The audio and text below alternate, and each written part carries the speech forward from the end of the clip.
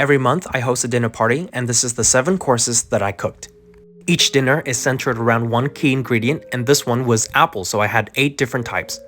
First was a bowl of classic American Waldorf salad with crisps, sugar bee apples, and fresh grapes. I made my homemade dressing with Greek yogurt, Kewpie mayo, lime, and honey. Second course was a Viking Red Delicious Apple Bacon Toast with Japanese milk bread. This one was the most creative, and honestly, everyone says this one was the best. Next one was roasted Granny Smith apple and parsnip soup with butter parm foam on top.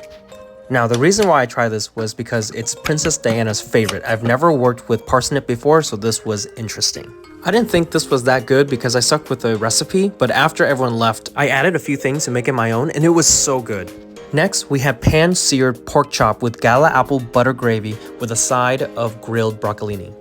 For this dish, I marinated the meat in a Chinese-style seasoning, starting with oyster sauce, soy sauce, and Chinese cooking wine. I'm also obsessed with Sichuan, so there you go. Be careful with the cornstarch because, yeah, it could get everywhere. But hey, if you're not making a mess, are you really cooking correctly? I was really pleased with how this dish turned out, and the apples were so good on here.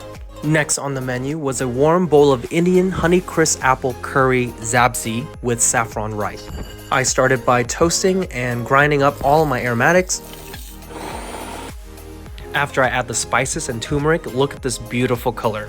The Honeycrisp apple added so much texture and flavor to this dish, it was amazing. It was hard to find, but I made Chinese Fuji apple and sweet snow flower soup.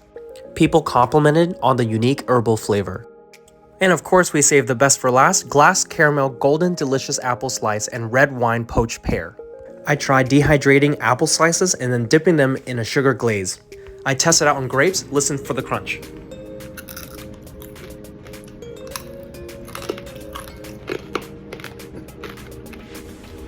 For the poached pear, I'm using a cheap red wine and cranberry juice, adding sugar, citrus slices, and then Christmas. I boiled the pear for an hour and then soaked them in the juice overnight.